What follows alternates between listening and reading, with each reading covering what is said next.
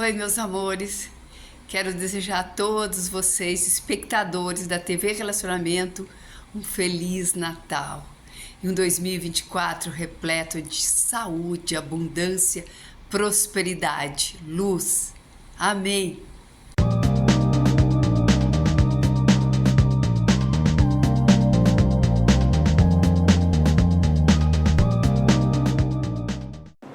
Olá, internautas, iniciamos mais um programa Gestão Executiva.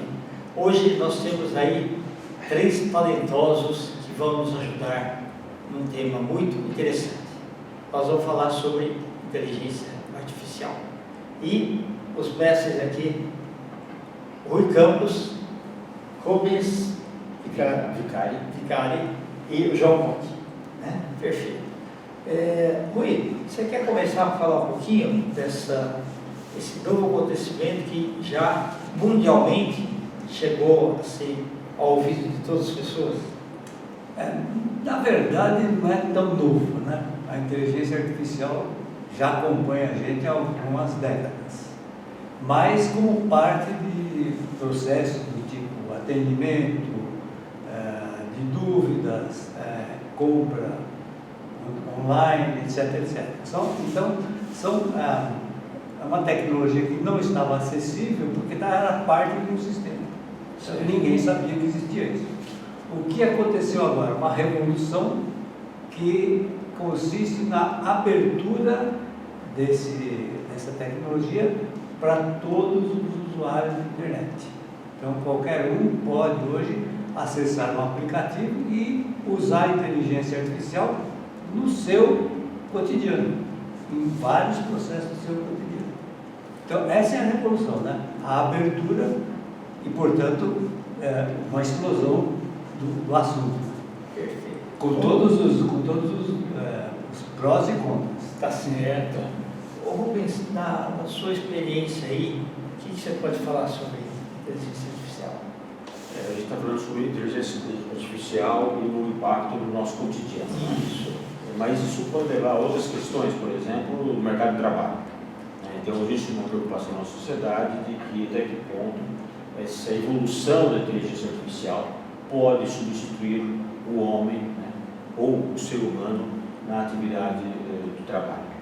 Que já vem acontecendo algumas coisas. Sim, essa é uma preocupação. Por outro lado, a gente percebe que, como aconteceu em outras situações de avanço tecnológico, é que novas funções, né, novas necessidades surgem para atender essa nova tecnologia também que está chegando. Então, acho que é um ganha-ganha, vamos dizer assim.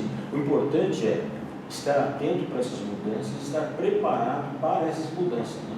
Coisa que é bastante complicada. Então, a mão de obra, especificamente, tem que se preparar para poder sobreviver, vamos dizer assim, nesse avanço da tecnologia. Já aconteceu outras vezes e agora nós estamos outra vez enfrentando uma sequência muito dinâmica, muito rápida, né, dessa mudança de ambiente que afeta o mercado de trabalho também. Perfeito. João Coque, qual a sua visão aí? A minha visão é de que existe muita preocupação, em alguns momentos é uma preocupação ainda um pouco descabida, porque isso vem com uma velocidade muito grande, a implantação de sistemas, de plataformas de inteligência artificial é muito rápida, mas o pessoal está muito preocupado e pode causar um impacto muito forte na metodologia de trabalho de todo mundo.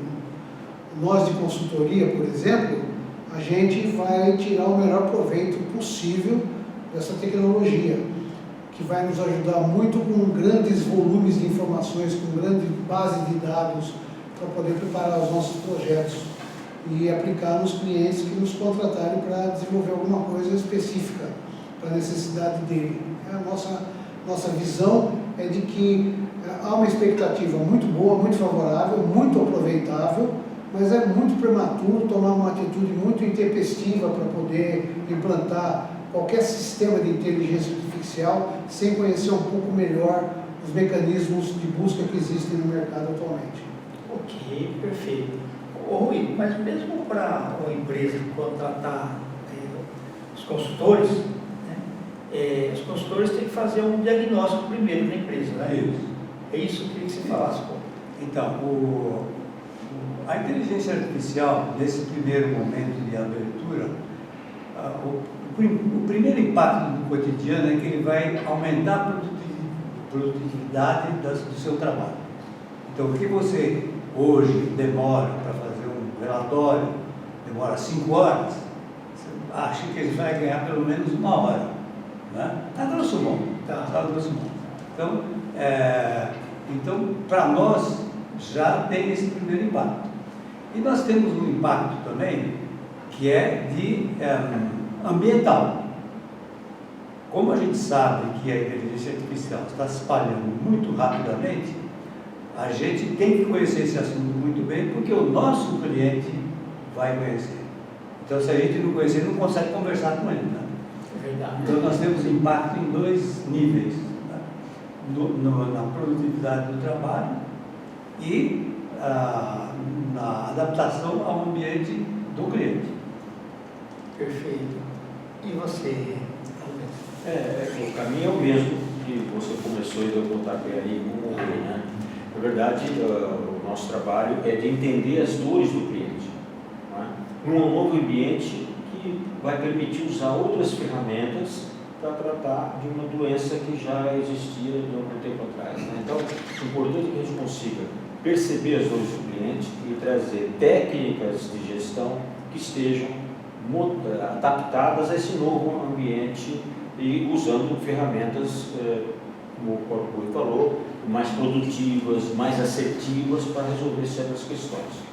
O importante é que a empresa que está prestando serviço ao cliente entenda essas dores, né, e traga para ele ou apresente para ele soluções que, se possível, também sejam mais modernas e adaptadas a essa questão da inteligência artificial. Né? E como o Rui também falou, não é uma novidade. Né? A gente está falando de manufatura 4.0 já faz algum tempo. Né? Você já ouviu falar? Sim. Então, a automatização no chão de fábrica, por exemplo, é uma realidade. É verdade. Né? Usar novas ferramentas para planejar o nível de estoques ou para entender a demanda do mercado também já estão mais aprimoradas com a inteligência artificial. Então tem muita coisa nova acontecendo e já há algum tempo. Né? Agora que aflorou esse assunto, principalmente no caso dos chats que estão disponíveis no mercado para pesquisa e tal, que a coisa criou um nível de, não sei se de estresse, mas uma curiosidade muito grande, afinal, que inteligência artificial vai mexer com as nossas vidas. Né? Então essa é a grande questão, e também no mundo da consultoria se aplica muito bem essa dúvida, vamos dizer assim, ou essa expectativa. Ô João, eu acho que muita gente, na hora que conheceu o ChatGPT, olhou aquilo assim de uma forma um pouco assustadora. Qual que é seu parecer?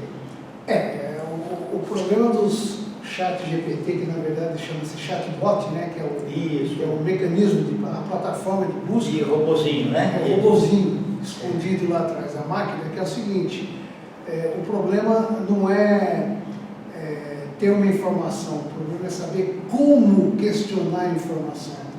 O problema está em como formular um conceito ou uma consulta para que o chatbot te dê uma resposta bem embasada.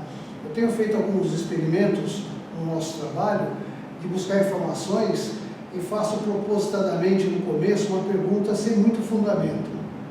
Penso numa situação, faço uma pergunta lá, vejo uma resposta que às vezes me leva para a seguinte informação: tem que ser mais específico o ambiente da sua pergunta, porque eu preciso de mais informações detalhadas sobre exatamente o teor do seu questionamento para que eu possa formular uma resposta adequada. E aí quando você faz uma pergunta mais embasada, mais consistente para o chatbot, aí você obtém uma resposta bem mais assertiva, que você pode tirar melhor proveito disso aí tudo. Então, a gente usou isso várias vezes, de várias formas, inclusive a nível pessoal, com relação ao meu problema de ser um diabético. Eu questionei o chatbot outro dia a respeito de procedimento que eu devo utilizar para isso. E ele, depois de me dar as explicações que eu já conhecia, na verdade, ele recomenda que eu consulte um médico especializado em endocrinologia para me tirar melhor proveito das respostas e buscar uma melhor orientação do que eu preciso de fazer para poder resolver o meu problema glicêmico, exatamente.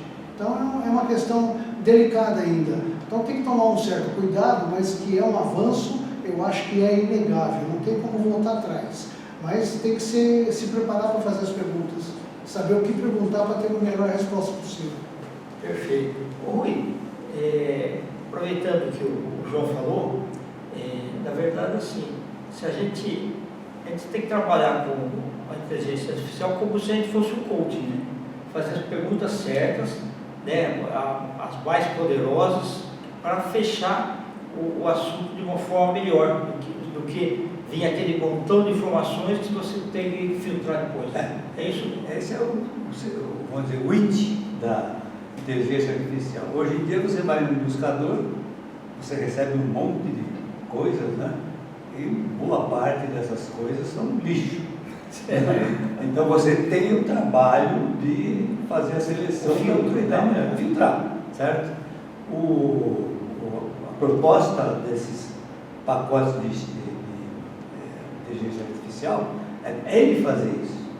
Então ele já entra com a sua questão, com a sua posição, numa quantidade imensa de informações, um banco de dados fantástico, né? E ele vai fazer a compilação de tudo que for inerente à tua questão e vai te propor alternativas, muito menos do que as alternativas de você ter que olhar 150 soluções para escolher duas. Né? Sim, verdade. Então, isso, num primeiro momento, como eu disse, é produtividade. Né? Serve como aumento de produtividade. Rui, segundo o Rui, a gente tem uma responsabilidade maior na hora de usar a inteligência artificial. Não é assim, a gente brincando, isso pode até ser, mas para o trabalho em si, a gente tem que ser um critério mais focado, mais profissional. Sem dúvida. Eu acho que as empresas não podem começar de maneira afoita usar a inteligência artificial para resolver suas questões. Agora, não pode deixar de usar. Você entendeu? Então, assim, chegou e se estabeleceu e esse é o caminho que vai ser daqui para frente. Tem que começar a entender um pouco mais como é que isso pode beneficiar o seu negócio, tá certo? Mas a questão se você improvisar, também pouco proveito que você vai tirar. Agora, os produtos, com certeza, como toda a tecnologia, serão aprimorados ao longo do caminho. Né? Talvez uma velocidade cada vez maior, né? Mas vamos aprimorar. E hoje já se vê soluções específicas para alguns nichos de mercado. Então você vê a inteligência artificial sendo utilizada em questões da saúde, em questões financeiras, né? Várias do nosso cotidiano onde se utiliza muito. Eu li recentemente um material do MIT lá dos Estados Unidos, que fizeram um concurso lá e tal, e uma indústria farmacêutica utilizou a inteligência artificial para desenvolver uma droga, né? E tentando, primeiro, acelerar o processo de desenvolvimento da droga, segundo, limitar os efeitos colaterais da droga em relação a outros produtos que já estavam no mercado e assim por diante. Tudo isso teve um grande auxílio da inteligência artificial que contribui exatamente para isso. Quer dizer, primeiro, o ciclo de desenvolvimento do produto foi muito menor, né? E o resultado final, inclusive com os estudos de ensaios clínicos e todas as questões de efeito colateral, também foram bastante mitigadas. Então você veja que tem um leque imenso. Agora, com o tempo, as ferramentas de inteligência artificial serão cada vez mais refinadas, né? E trarão soluções cada vez mais vamos dizer, assertivas para o negócio. Agora, não dá para ignorar, tá certo? Não? E você tem que ter pessoas na sua organização também que consigam lidar nesse ambiente, ou seja, que tenham um mínimo de capacitação para poder também tirar proveito da inteligência artificial. Eu queria complementar essa questão da empresa, né? Como falamos no começo, o que apareceu agora é uma ferramenta disponível para todo mundo via internet. Então, se a empresa não se adiantar e ter uma política de utilização dessas ferramentas, os empregados vão usar. Entendeu? Eles vão tomar a iniciativa de usar, antes da empresa ditar uma política. Né? Então, ela precisa se colocar bem nessa possibilidade para não criar alguma confusão lá, depois que as pessoas começarem a usar a torta direito. É verdade. Isso, no fundo, isso já aconteceu em outras ocasiões. As empresas não queriam usar tal coisa, mas estava disponível. O empregado vai e usa. É verdade. E você, João, o que você fala aí, para complementar aí? Fala Existe um risco, porque as mentes positivas vão trabalhar no sentido de buscar soluções adequadas para qualquer situação, inclusive as empresariais.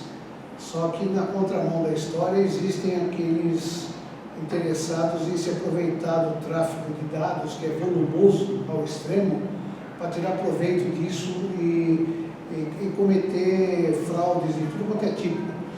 Então existe necessidade absoluta de ter um equilíbrio disso, uma política de privacidade, uma questão de gestão de risco.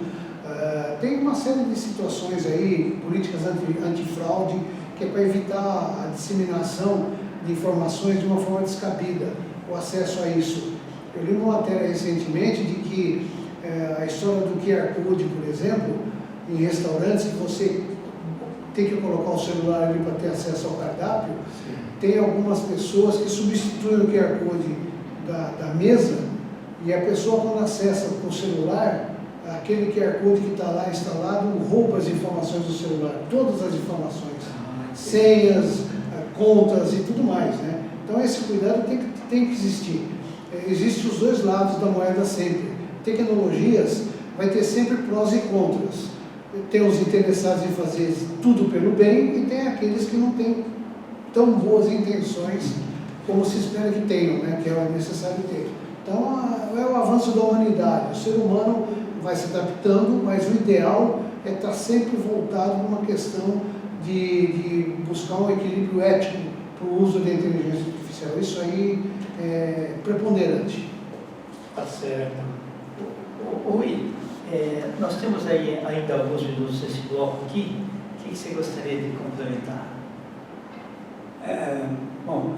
Eu acho que, primeiramente, as pessoas precisam, ao usar uma tecnologia nova, ter um propósito, né? Porque senão fica aquela história de gastar tempo com coisa que não é útil, né? Gastar tempo bom com coisa boa. Exatamente. Então, a outra cuidado que a gente tem que tomar é que, como toda ferramenta que surge no mercado, ela vai ser usada também para o mal, né? Então, as pessoas, como pessoas, precisam ficar muito atentas a isso. Não só as empresas, as pessoas, individualmente. Porque elas vão sofrer impactos negativos de uso indevido dessa nova ferramenta. Mas você acha que começa mais com as empresas de grande e médio porte, ou as pequenas também já têm que entrar direto aí? Pode ser uma pergunta sua, ótima pergunta. Eu acho que, logicamente, as empresas de grande porte e as médias têm capital, né, e têm até nos seus quadros, via de regra, pessoas mais preparadas. Então, e algumas, inclusive, que estão no Brasil, são grandes empresas multinacionais, que provavelmente no mundo corporativo lá fora já incorporam a inteligência artificial no dia a dia. Então, vai ser quase um top-down, né, vem de lá para cá, certo? Então, mas você tem razão. Você fez uma pergunta, mas eu diria que as grandes e as médias empresas têm mais chance de chegar mais rápido para o uso de valor, né? Trazer valor para o negócio com a inteligência artificial. As pequenas talvez demorem um pouco mais. Mas eu não sei se o João pode falar, ou talvez o Rui, ou talvez o próximo bloco, é que parece, né, que no Brasil, por incrível que pareça, vou falar isso no nosso país, mas nós não estamos tão atrasados assim na inteligência artificial. Inclusive, existe gente bem preparada que estuda o assunto em grandes congregações, associações, né? Então o assunto não está engavetado, não. O Brasil está relativamente atualizado nessa questão. Esse é um ponto muito positivo. Mas, sem dúvida, a chance de as empresas grandes e médias tomarem a dianteira nisso, para mim, é evidente. Esse é um ponto. Ok. Ô, João, você acha que precisa mudar alguma coisa na LGPD em relação à inteligência artificial, ou por enquanto ela supre? Não, eu acho que tudo exige adaptações, não tem como adotar uma medida isolada, tem que se levar em conta todos os aspectos de legislação aplicável, regulamentação, tem que se considerar isso, tem que se precaver, as pessoas físicas têm que se precaver com relação aos riscos, tem que tomar cuidado com a inserção de dados pessoais. Isso aí não tem como fugir. Tem que tomar muito cuidado com a legalização das coisas, dos procedimentos. A ética é um fator preponderante, fundamental, para que esse caminho seja seguido de uma forma bem sólida, bem transparente e com uma eficácia muito grande. Não tem como abandonar a possibilidade de usar a regulamentação para poder dar amparo para o uso benéfico da tecnologia. Tecnologias, todas elas, exigem isso de um jeito ou de outro. Não tem como fazer diferente. Ok. Internautas, nós finalizamos então esse bloco, tá? Com os agradecimentos aí ao Rui Campos, ao Rubens Vicari, também ao João Koch, e retornamos em breve. Vamos fazer a parte 2? Fazer Então parte. continue. Tá. O que você acha de eu perguntar? Eu ia fazer uma pergunta assim: se a inteligência artificial ela começa com bastante impacto nas empresas, privadas, e depois que vão entrar no público, ou você acha que vai entrar, ou não é bom falar esse tempo? Não, é bom, porque na verdade a gente até já falou um pouquinho sobre isso, né? Rui, chegou a inteligência artificial, a gente escuta, vê, falando pela televisão, até grandes bancos estão falando também, né? Para você acha que esse assunto, até pela experiência que muitos profissionais precisam ter de bagagem, elas entram primeiro nas empresas privadas e depois nas empresas públicas, ou autarquias ou estatais, ou vai mais ou menos no mesmo caminho todas? Eu acho que o caminho é o mesmo, porque na verdade o que está se propondo agora é disponibilizar essa tecnologia para todas as pessoas online, né? Então, esteja onde ela estiver, ela vai tentar tirar proveito disso, até para o seu valorização profissional, né? Então, eu diria que é simultâneo. Algumas empresas vão ter uma pendência um pouco maior para acelerar a adoção disso, outras não, né? Mas sempre lembrando que é uma tecnologia disponibilizada para a pessoa, né? Então, ela vai poder usar determinados aspectos diante de uma política da empresa, mas ela também vai poder usar para a pessoa. Então, nesse ponto, para mim, é disseminação geral. Ok, Roberto. Eu posso? Não? Por favor. Eu acho que vai ter um gap aí. A gente viu um esforço muito grande nos últimos anos no Brasil, dos governos, vamos chamar de maneira generalizada, né, de automatização, digitalização. A gente vê isso, né? Hoje você tem a carteira profissional, a carteira de motorista, digital, blá, blá, blá. Isso é um grande progresso. Então, a própria declaração de imposto de renda, né? Exatamente. Já está cada vez mais avançada. Esse imposto tem razão. Por outro lado, eu entendo que no mundo dos órgãos públicos, autarquias, existe, isso é minha leitura, tá? Existe um certo marasmo né? Porque precisa de uma política de Estado, precisa de uma coisa mais sólida, né? E como os governos não sofrem interrupções de continuidade, isso pode atrasar, vamos dizer, retardar o uso da inteligência artificial nesse ambiente. Mas é notório que a gente vê muito progresso nos últimos anos, em digitalização principalmente, né, João? E que está acontecendo sim. Então eu acho que como a tecnologia vai estar disponível, para o usuário, né, existe uma grande tendência no próprio usuário provocar o uso, entendeu? Ele vai para ver se ele vai ser acolhido, né? Sim. Se vão criar alguns mecanismos para tolher esse tipo de iniciativa no ambiente de trabalho.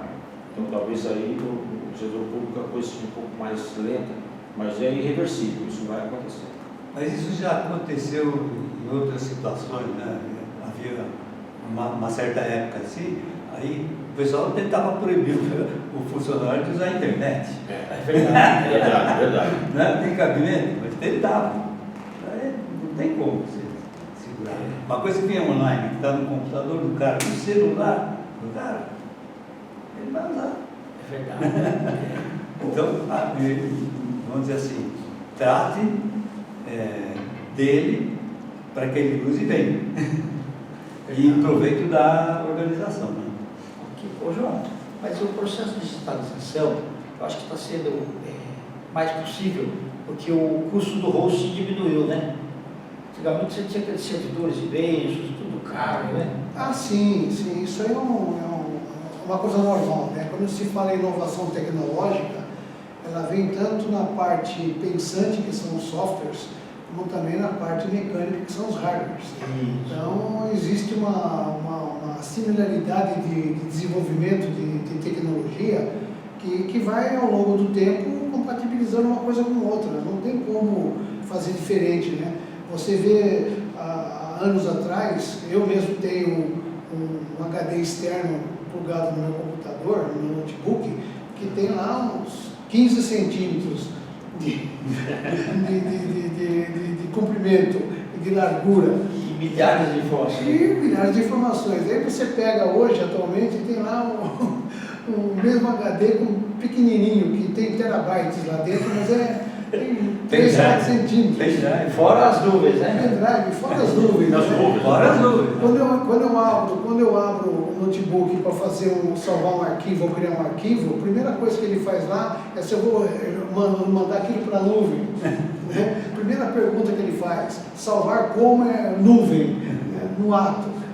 Digita teu e-mail para mandar para a nuvem. É assim que a coisa funciona, não tem como ser diferente. O problema é que tem que ser, não tem caminhar lento, caminhar rápido. Adequado, não existe. O que tem que ter é equilíbrio no uso.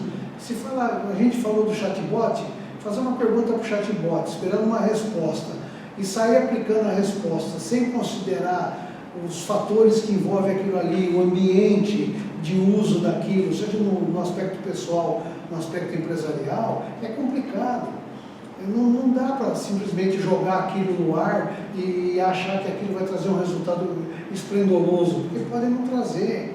Tem que aplicar considerando valores, considerando fatores, considerando variáveis. Existe uma série de coisas para implementar uma medida baseada numa resposta pura e simples. E aí que entra o nosso papel enquanto consultores. A gente tem uma preocupação de entender, como o Rubens comentou, as dores do nosso cliente, do nosso potencial cliente, para a gente entender a mecânica de como encontrar a melhor solução, o caminho para a melhor solução possível aplicável para ele. Porque você perguntar para o chatbot, ele vai te dar alternativas. Acontece. Mas nem sempre a alternativa que ele te dá é a ideal. Você tem que sempre trabalhar um pouquinho mais aquele texto de alguma forma para ser aplicável para aquela realidade que você está enfrentando. Não tem outro jeito. Ou seja, a gente tem que ter o nosso papel de olhar crítico também, né? Sem dúvida nenhuma. Tem que ter um olhar.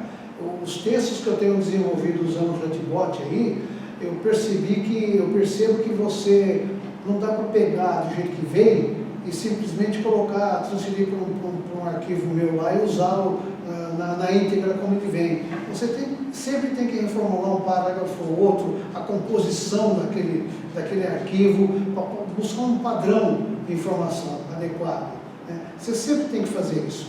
É lógico que vem informações importantes, porque afinal de contas o banco de dados que tem por trás disso é muito maior do que o meu banco de dados. É verdade. Tanto do meu notebook quanto do meu HD externo, ancestral, né? Como assim que funciona, não tem outro jeito. A gente não aplica simplesmente a informação só do jeito que vem. Tem que depurar, tem que analisar, tem que melhorar, tem que valorizar, tem que considerar vários aspectos. Eu sempre levo em conta as variáveis envolvidas naquele ambiente que vai ser usado aquele mecanismo. Simplesmente isso. Em suma, a gente tem que aplicar a inteligência do resultado da inteligência artificial. Rui, e quando envolve cultura de povos, quando envolve religião, são pontos que a gente tem que ter o nosso olhar também, né? Claro. Bom, como toda coisa nova, vai ser muito questionada, né? Porque as pessoas vão obter resultados que não obtinham antes. Vamos dizer, você vai receber um resultado mais mastigado. Então você vai ter uma outra potência, né, de usar aquilo até para questionar coisas que você antes não questionaria, né? Então, eu acho que vai atingir questões éticas, culturais, políticas e tudo, né? Mas isso com um certo tempo. Agora a gente está no começo. Rui, a tua cultura sobre vinhos melhorou com a inteligência artificial? Ou você está sabendo mais do que teus parceiros? Eu confesso que eu ainda não usei inteligência artificial para o vinho. Mas é uma ótima sugestão, vou fazer hoje. Legal. Ô Luiz, o que você tem mais pesquisado? Você vê o tamanho da empresa, você vê tributos, você vê a possibilidade de diversificação em áreas. O que mais você tem pesquisado na inteligência artificial? Na verdade, você tem uma série de questões relevantes, né, em todas as empresas. Você tem a questão, por exemplo, da saúde financeira da empresa. Você tem a questão de novos produtos físicos, novos modelos de distribuição de produtos no comércio eletrônico, por exemplo, né? O comércio eletrônico, inclusive, traz uma oportunidade grande de você desenvolver um banco de dados que possa ser utilizado de maneira muito efetiva para você direcionar o seu negócio, né? Então, todas essas oportunidades existem. E agora, como o João falou, a gente tem que customizar, né, a situação. Quer dizer, o que verdadeiramente está doendo no paciente, né? E por que essa dor ocorre, né? Entender a causa, fazer um bom diagnóstico. E aí você consegue recomendar ou pelo menos utilizar uma ferramenta que seja mais adequada para prover aquela solução ou aquele projeto de melhoria, por exemplo. Um ponto que eu tenho observado por leituras, por fuçar, né, é que existe uma preocupação de que, como no chatbot você não tem acesso à fonte de informação. Sim, é verdade. O chatbot não tem aquela tipografia, né? Quem falou isso? Né? Hoje, por exemplo, você tem o IPCA, foi divulgado pelo IBGE. Qual é a fonte? É o IBGE. Né? Qual é a metodologia que tem por trás disso? Você tem acesso para saber qual é. No chatbot, você não tem a fonte, né? Então, é uma preocupação do viés. Né? Quando você colocou a questão da religião e a questão cultural dos povos, isso é extremamente relevante, porque você pode ter uma censura, né, na divulgação da informação, e o banco de dados que você está acessando só te conta uma parte da história, né? E não te conta de onde vem também. Então, quando a gente fala muito em fake news, essas questões todas, no chatbot a gente tem que mais cuidado também para... como o João falou, não é um Ctrl-C, Ctrl-V, né? Você pega aquilo que saiu de lá e fala, não, isso é isso mesmo, isso é verdade, né? Então existe uma preocupação muito grande do viés, né? Se você não sabe de onde vem, né, quem que assinou embaixo, né, pode ser colocado em dúvida realmente se aquela fonte é boa ou não. Se ela não está escondendo algo que é relevante para aquele tema. É uma questão que eu também acho que a sociedade vai ter que, com o tempo, desenvolver essa preocupação e usar isso de maneira positiva. Você falou uma coisa importante, com o tempo. Isso aí ainda vai precisar de tempo, porque são muitas ramificações, né? E coisas de impacto em níveis, de vários níveis.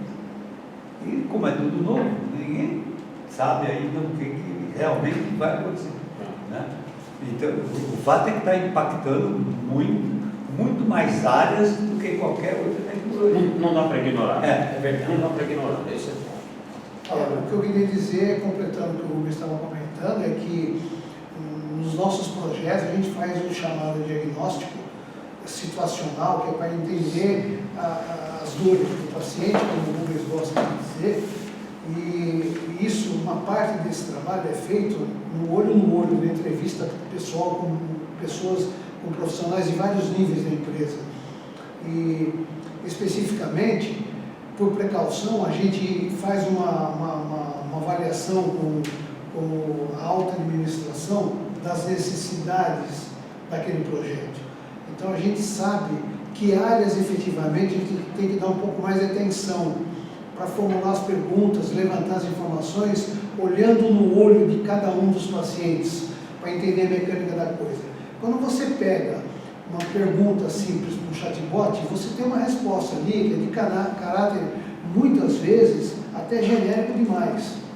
Como eu digo, sem considerar a variável e o ambiente que está acontecendo, um fato, é difícil você apontar uma solução ideal para aquilo, adequada para aquilo.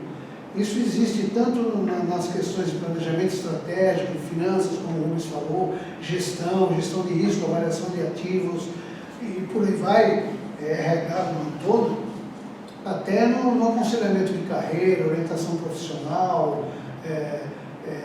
psicologia e psicoterapia, porque as empresas têm que dar atenção também para o perfil dos funcionários, dos seus colaboradores, para criar uma base de dados muito forte. Isso aí, a inteligência artificial ajuda muito, mas sem ter o olho no olho também fica um pouco complicado. Não estou querendo defender só que é só consultoria que resolve, não é. É uma mescla. As duas coisas têm que ser usadas com muito equilíbrio, para não exagerar nem de um lado e nem de outro. Ô João, e com relação à vulnerabilidade, o que você acha? Eu acho que existe um risco muito grande. Existe um risco muito grande, porque você tem que tomar cuidado com a forma como as perguntas são feitas, ou o questionamento é feito, e as respostas que vão ser dadas. Em alguns casos, você tem que tomar cuidado até de imaginar o que pode ter por trás de uma determinada pergunta a respeito de uma informação que tem ali, que está sendo solicitada para você. Hoje em dia você não consegue mais simplesmente entrar num site, qualquer que seja ele, e começar a dar respostas passando no CPF, CNPJ, informações suas pessoais, sem tentar entender o mecanismo que tem por trás disso, né? Eu, quando vou fazer alguma consulta de alguma coisa que começa a entrar nesse campo, eu já desvio, já aborto, já não faço mais. Já cancelo todo o processo que tem ali, paro por ali mesmo. Porque se não é uma coisa de extrema importância que requer correr o risco, eu não corro o risco, eu evito correr o risco. Então eu abandono muitas pesquisas no meio do caminho. Quando começa a ter muita pesquisa, que eu começo a sentir o que pode ter por trás, não é que eu sou esperto demais, eu sou cuidadoso demais. Eu pego e aborto, paro por ali, interrompo o processo e não dou resposta nenhuma mais, cancelo tudo. Então a vulnerabilidade é um problema sério. Existem muitas complicações por trás, eu acho. E quando o lado de lá tem a facilidade da inteligência artificial, ele vai ser muito mais perverso do que agora. Sem dúvida. Porque ele vai usar essa ferramenta do lado ruim. Então você precisa ficar mais cuidadoso ainda. Vamos ver se a gente bola outros encontros assim, né? Fascinante. Rui, eu queria que você passasse seus contatos, nós vamos escrever também, mas deixa eu passar. Pode ser e-mail, pode ser... Então rcampos@ccws.com.br. Bom, eu vou dar meu e-mail, então, por favor. joserubens.vicari, com C só, @gmail.com. João. O meu é J, a letra J, Coque, K-O-C-K, Machado, tudo junto, @gmail.com. Perfeito. Internautas, com os agradecimentos, então, a esses fantásticos mestres aí da inteligência artificial. O Rui Campos, Rubens Vicari e também João Coque. Nós transamos mais um Gestão Executiva. Um grande abraço e até a próxima.